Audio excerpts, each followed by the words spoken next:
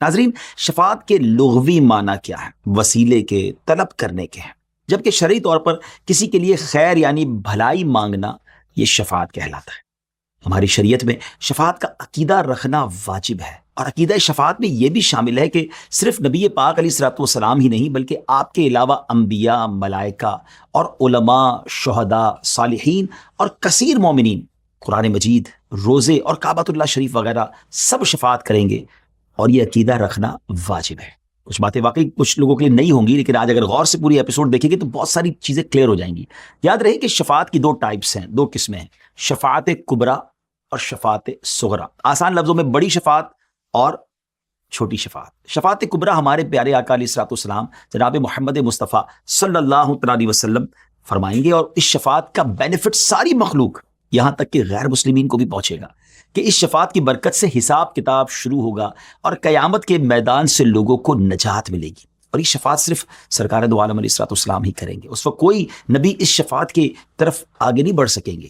اس کی کیفیت کو آج ہم ڈیٹیل سے جانیں گے۔ دوسری ٹائپس ہے شفاعت صغریٰ۔ یہ شفاعت بہت سے لوگ کریں گے، جیسے حفاظ کریں گے، شہداء کریں گے، صالحین، بلکہ خود قرآن مجید، رمضان اور خانہ کعبہ بھی شفاعت کرے گا۔ شفاعت کے بارے میں مزید بتانے سے پہلے آپ کو بہت ہی کمال کی حدیث اور صحابہ کرام کس طرح سرکار دو عالم علیہ الصلوۃ والسلام سے شفاعت کی امید رکھتے تھے، ان کا نبی پاک کے وسیلے کے بارے میں کیا عقیدہ تھا، وہ میں کچھ بیان کرتا ہوں۔ حضرت معاذ بن جبل اور حضرت ابو موسیٰ رضی اللہ تعالیٰ عنہما فرماتے ہیں کہ نبی پاک علیہ الصلوۃ والسلام سفر کے دوران جب کسی منزل پر رکتے تھے تو مہاجرین آپ کے ارد گرد خیمے ڈال لیتے، کیمپ ڈال لیتے تھے۔ اس طرح کسی سفر کے دوران ہم ایک جگہ پر رکے تو نبی پاک علیہ الصلوۃ والسلام نے قیام فرمایا، ہم بھی آپ کے ارد گرد تھے۔ ابو موسیٰ فرماتے ہیں میں اور معاذ رات کو نیند سے بیدار ہوئے تو سرکار دو عالم علیہ الصلوۃ والسلام ہمیں نظر نہیں آئے۔ ہم پریشان ہو گئے کہ نبی پاک علیہ الصلوۃ والسلام رات کو کہاں تشریف لے گئے۔ تو ہم پیارے آقا علیہ الصلوۃ والسلام کی تلاش میں آگے نکلے تو ہمیں کچھ بادلوں کی گھر گھڑاہٹ جیسی آواز سنائی دی۔ اسی دوران سرکار دو عالم علیہ الصلوۃ والسلام تشریف لاتے ہوئے دکھائی دیے تو انہوں نے ارشاد فرمایا کہ تمہارا کیا معاملہ، یعنی حدیث کا خلاصہ یہ بنتا ہے کہ آپ کیا کر رہے ہیں، آپ کیوں اپنی جگہ سے نکلے ہیں؟ تو عرض کرتے ہیں حضور ہم جب نیند سے بیدار ہوئے تو آپ کو اپنی جگہ پر نہیں دیکھا، ہم ڈر گئے کہ کہیں آپ کے ساتھ کوئی معاملہ تو نہیں پیش آ گیا، تو ہم آپ کی تلاش کے لیے نکل کھڑے ہوئے۔ سرکار دو عالم علیہ الصلوۃ والسلام نے ارشاد فرمایا کہ رب کریم کی طرف سے ایک آنے والا حالت نیند میں میرے پاس آیا تو اس نے مجھے میری آدھی امت کے بغیر حساب کے جنت میں داخل کیے جانے یا شفاعت کرنے کا اختیار دیا۔ ناظرین ذرا غور کیجیے گا، انہیں رب عز و جل کی طرف سے یہ آپشن بھیجا گیا نبی پاک علیہ الصلوۃ والسلام کے پاس کہ یا تو آپ کی آدھی امت کو بخش دیا جائے یا آپ شفاعت لے لیجئے۔ تو نبی پاک علیہ الصلوۃ والسلام فرماتے میں نے شفاعت کو اختیار کر لیا۔ اس سے ایک بات سمجھ آتی ہے ناظرین کہ آدھی سے زیادہ امت، یعنی غور کیا جائے کہ نبی پاک کے کتنے سارے امتی شفاعت کی برکت سے بخشے جائیں گے، کیونکہ آدھی امت کی بخشش کا تو آپشن دیا گیا تھا نبی پاک کو۔ تو صحابہ کرام فرماتے ہیں جب ہم نے یہ سنا تو ہم نے نبی پاک سے عرض کی کہ حضور آپ سے اسلام کے صدقے اور آپ کے ساتھ صحابیت کا شرف پانے کے وسیلے سے ہم آپ سے التجا کرتے ہیں کہ آپ ہمیں بھی جنت میں داخل فرمائیں گے۔ کہتے ہیں صحابہ کہ جب ہم نے یہ ریکویسٹ کرنا شروع کی تو اور بھی لوگ نبی پاک علیہ الصلوۃ والسلام کے گرد جمع ہو گئے اور سب یہ ریکویسٹ کرنے لگے اور یہ تعداد بڑھتی چلی گئی۔ سبحان اللہ، شافع روز محشر رسول اللہ صلی اللہ علیہ وسلم نے کیا حوصلہ افزا ارشاد فرمایا، فرماتے ہیں میں اپنی شفاعت ہر اس شخص کے لیے کروں گا جو اس حال میں فوت ہوا کہ اللہ تعالیٰ کے ساتھ شرک نہ کرتا ہو، یعنی ہر ایمان والے کی انشاءاللہ وہ شفاعت فرمائیں گے۔ اچھا، یہ تو تھی بات کہ نبی پاک کو شفاعت کا منصب کیسے حاصل ہوا، اور پھر پیارے آقا علیہ الصلوۃ والسلام نے یہ منصب یعنی شفاعت کرنے کا اختیار رب کی عطا سے دیگر لوگوں کو بھی عطا فرمایا۔ جی ہاں، مثلا حدیث مبارکہ ہے کہ جب مسلمان ماں باپ کے 3 نابالغ بچے فوت ہو جائیں تو اللہ تعالیٰ ان بچوں پر اپنی رحمت کے فضل کے سبب والدین کو جنت میں داخل فرمائے گا، یعنی جنت میں جانے کا یہ سبب بنیں گے بچے۔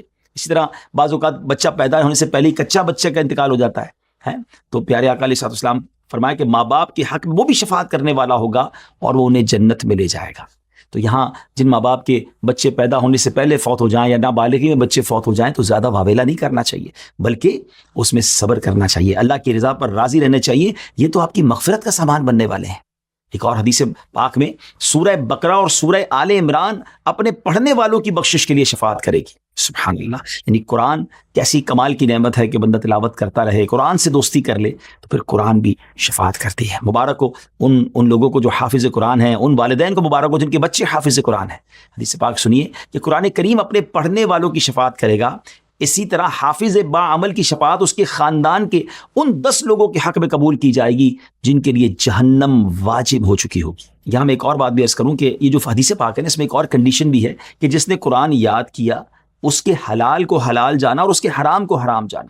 تو حافظ قرآن بھی ہو اور قرآن کے احکام پر عمل کرنے والا بھی ہو تو پھر انشاءاللہ وہ اپنے گھر والوں کی انشاءاللہ شفاعت کا باعث بنے گا. سرکار دو عالم علیہ السلام نے یہ بھی فرمایا کہ میں ہی سب سے پہلے شفاعت کرنے والا ہوں اور میری شفاعت سب سے پہلے قبول ہوگی. حضور علیہ السلام جب تک باب شفاعت نہ کھولیں گے کسی کو مجال شفاعت نہ ہوگی، بلکہ حقیقتاً جتنے شفاعت کرنے والے ہیں حضور علیہ السلام کے دربار میں شفاعت لائیں گے، اور اللہ عز و جل کے حضور مخلوقات میں صرف حضور شفیع ہیں. یہاں ایک بہت ہی انٹرسٹنگ معلومات اور ایک حدیث آپ کو سناتا ہوں جس سے آپ کو معلوم ہوگا کہ سرکار دو عالم علیہ السلام قیامت والے دن کس وقت شفاعت کے اختیار کو استعمال فرمائیں گے. ناظرین، جیسا کہ ہم نے پچھلے پروگرام سے سنا کہ سورج 1 میل پر ہوگا، زمین تانبے کی ہوگی، لوگ پسینے میں ڈبکیاں کھا رہے ہوں گے، ایک بڑا ہی وحشت ناک منظر ہوگا اور بہت بہت سارا عرصہ گزر جائے گا. یاد یہ رہے کہ قیامت کا دن کوئی آج کے زمانے کے دنوں کی طرح نہیں ہوگا، بلکہ وہ ایک دن 50,000 سال کا دن ہوگا. یعنی گویا آج کے زمانے کے حساب سے ہزاروں سال گزر جائیں گے، لوگ صرف ویٹ کر رہے ہوں گے. اور آپ کو پتہ ہے گرمی میں کسی کا ویٹ کرنا آج کے دور میں 5-10 منٹ نہیں گزرتے، اور وہاں ہزاروں سال کا ویٹ ہو چکا ہوگا. اینڈ آف دا ڈے جو اہل محشر ہوں گے، قیامت کے جو لوگ ہوں گے، وہ مل کر پلان کریں گے کہ کیوں نہ کوئی ہمارے رب کے یہاں ہماری شفاعت کرے اور ہمیں اس تکلیف سے چھٹکارا دلا دے. چنانچہ وہ حضرت آدم علیہ السلام کے پاس آئیں گے اور عرض کریں گے، اے آدم علیہ السلام، آپ ابو البشر ہیں، اللہ پاک نے آپ کو اپنے دستے قدرت سے بنایا، اپنے تمام فرشتوں سے آپ کو سجدہ کرایا اور تمام اشیاء کے نام آپ کو سکھائے. آپ اپنے رب کریم کے حضور ہماری شفاعت کیجئے کہ وہ ہمیں اس پریشانی سے راحت عطا فرمائے. حضرت آدم علیہ السلام فرمائیں گے، میں یہاں تمہاری کوئی مدد نہیں کر سکتا. وہ اپنے رب کریم کی بارگاہ میں سفارش کرنے سے حیا کریں گے اور فرمائیں گے، تم لوگ حضرت نوح علیہ السلام کے پاس جاؤ، اذهبوا الی غیری، کسی اور کے پاس جاؤ. لوگ حضرت نوح علیہ السلام کے پاس جائیں گے، ان کے سامنے ان کے فضائل بیان کریں گے. وہ کہیں گے، آج میں تمہاری مدد نہیں کر سکتا، اللہ نے ایسا غضب کیا ہے جو پہلے کبھی نہیں کیا. ایسا کرو، حضرت ابراہیم علیہ السلام کے پاس جاؤ. پھر حضرت ابراہیم حضرت موسیٰ کے پاس بھیجیں گے، حضرت موسیٰ حضرت عیسیٰ کے پاس بھیجیں گے. یعنی اہل محشر چکر لگا رہے ہوں گے ایک کے بعد دوسرے نبی علیہ السلام کے پاس. جب لوگ حضرت عیسیٰ علیہ السلام کے پاس جائیں گے تو آپ ان سے فرمائیں گے، آج میں تمہاری مدد نہیں کر سکتے، لیکن ہاں تم حضرت محمد مصطفیٰ صلی اللہ علیہ وسلم کے پاس جاؤ. وہ اللہ کریم کے خاص بندے ہیں جن کے سبب اللہ کریم نے ان کے اگلوں اور پچھلوں کے گناہوں کو بخش دیا. آپ صلی اللہ علیہ وسلم فرماتے، پھر لوگ میرے پاس حاضر ہوں گے تو میں مسلمانوں کی 2 قطاروں کے درمیان چلتا ہوا اجازت لینے کے لیے اپنے رب کریم کے حضور حاضر ہوں گا. بس اپنے رب کریم کو دیکھتے ہی میں سجدے میں چلا جاؤں گا جب تک اللہ پاک چاہے گا مجھے اس حالت میں رہنے دے گا. اللہ اکبر. اب ذرا غور کیجئے کہ اللہ کے حبیب علیہ السلام سجدہ کیوں کریں گے؟ طویل سجدہ کریں گے. ایک روایت کے مطابق وہ 1 ہفتہ، آج کے دنیا کے زمانے کے مطابق وہ 1 ہفتے کا سجدہ ہوگا، اتنا طویل سجدہ ہوگا. لیکن پھر اٹھایا کس طرح جائے گا اس سجدے سے، کس پیار سے ندا دی جائے گی؟ ارشاد ہوگا، اے محمد اپنا سر اٹھائیے، کہیے آپ کی سنی جائے گی، شفاعت کیجئے آپ کی شفاعت قبول کی جائے گی، مانگیے آپ کو عطا کیا جائے گا. محبوب و محب کا پیار دیکھیں، اللہ اپنے حبیب سے کس قدر محبت فرماتا ہے، اور نبی پاک اپنی امت سے کتنی محبت فرماتے ہیں کہ سجدے میں کیوں ہیں؟ ہم گناہ گاروں کے لیے. پھر آقا علیہ السلام فرماتے ہیں، میں اپنا سر اٹھاؤں گا اور اللہ کریم کی وہ حمد کروں گا جو وہ مجھے سکھائے گا. پھر میں شفاعت کروں گا تو میرے لیے ایک حد بیان کر دی جائے گی، پس میں شفاعت کر کے لوگوں کو جنت میں داخل کروں گا. پیارے ویورز، یہ معاملہ 3 بار ہوگا. آپ علیہ السلام فرماتے پھر میں 4تھی بار شفاعت کے لیے اللہ پاک کی طرف رجوع کروں گا اور عرض کروں گا، اے میرے رب، جس کو قرآن نے روک رکھا ہے اس کے سوا کوئی باقی نہیں رہا. پھر اسے بھی جہنم سے نکال لیا جائے گا جس نے لا الہ الا اللہ کہا ہوگا اور اس کے دل میں جو کے دانے کے برابر ہی بھلائی ہوگی. پھر اسے بھی نکال لیا جائے گا جس کے دل میں گیہوں کے ایک دانے کے برابر نیکی ہوگی اور اس نے لا الہ الا اللہ کہا ہوگا. پھر اس لا الہ الا اللہ کہنے والے کو بھی نکال لیا جائے گا جس کے دل میں ذرہ برابر بھی بھلائی ہوگی. اللہ اکبر. ذرا غور کیجئے میرے آقا کیسے شفیق ہے، کیسے مہربان ہے. تلاش کر کر کے اپنے امتیوں کی شفاعت فرمائیں گے، جہنم میں جانے والوں کو بھی جہنم سے نکال لائیں گے. پھر ایسے آقا علیہ السلام سے ہم کیوں نہ محبت کریں. کتنی ضرورت ہے ہمیں ان کی شفاعت کی. ان کو راضی کرنے والے ہمیں کام کرنے چاہیے. اب آگے چلتے ہیں. اس روایت میں ہم نے سنا کہ دیگر انبیاء کرام علیہ السلام فرمائیں گے کہ میں یہ نہیں کر سکتا.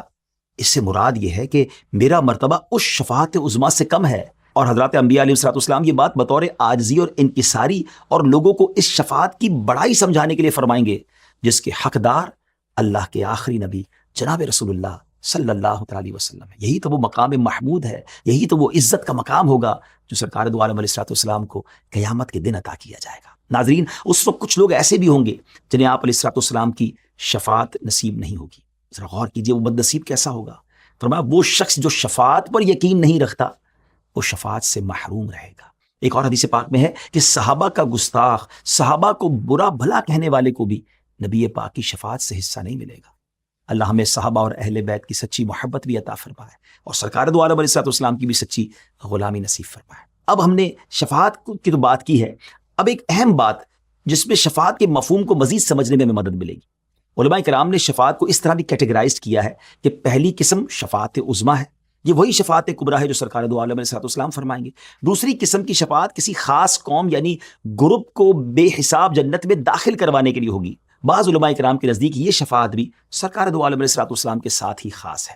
تیسری قسم کی شفاعت ان لوگوں کے بارے میں ہوگی جن کی نیکیاں اور برائیاں برابر برابر ہو جائیں گی، اب شفاعت کی مدد سے وہ جنت میں داخل ہوں گے، یعنی انہیں گویا کچھ نیکیوں کی ضرورت ہوگی اور نبی پاک کی شفاعت ان کا کام بنا دے گی۔ چوتھی قسم کی شفاعت ان لوگوں کے لیے ہوگی جو کہ دوزخ کے حقدار ہو چکے ہوں گے، تو پیارے آقا علیہ السلام انہیں شفاعت فرما کر جنت میں لے آئیں گے۔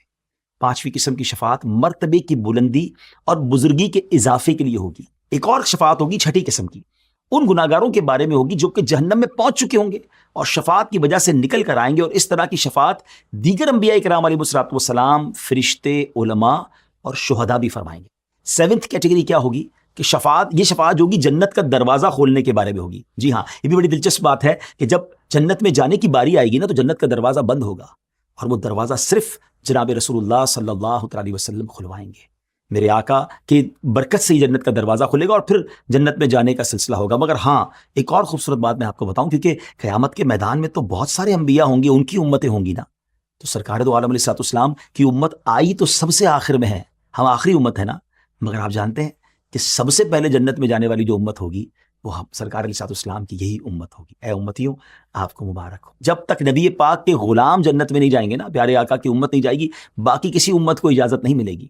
سیدی اعلیٰ حضرت کا خوبصورت شعر ہے نا، خلد ہے سب پر حرام، جائیں نہ جب تک غلام، ملک تو ہے آپ کا تم پہ کروڑوں درود۔ یہ کتنی آنر کی بات ہے۔ یقین کریں نبی پاک علیہ السلام کا امتی جو ہمارے رب نے ہمیں بنایا ہے نا، یہ بہت بڑا احسان ہے، اس پر ہمیں بار بار اللہ کا شکر ادا کرنا چاہیے۔ آٹھویں قسم کی شفاعت وہ ہوگی جو مدینہ منورہ والوں اور نبی پاک علیہ السلام کے روضہ انور کی زیارت کرنے والوں کے لیے خصوصی طور پر ہوگی۔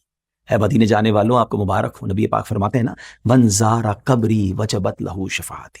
سبحان اللہ، خوش نصیبوں کو یہ بھی شفاعت ملے گی۔ یہاں اپنی ویب سیریز قیامت کے بعد کے آج کے ایپیسوڈ کو ناظرین اس دعا کے ساتھ اب اینڈ کرتے ہیں کہ اللہ پاک ہمیں ہر ایسے عقیدے، ہر ایسے کام سے بچائے جو پیارے آقا علیہ السلام کی شفاعت سے محروم کرنے والی ہو۔ اللہ پاک ہم سب کو اپنے محبوب علیہ السلام کی شفاعت سے حصہ عطا فرمائے اور بنا کسی حساب و کتاب کے ہمیں جنت الفردوس میں داخلہ عطا فرمائے۔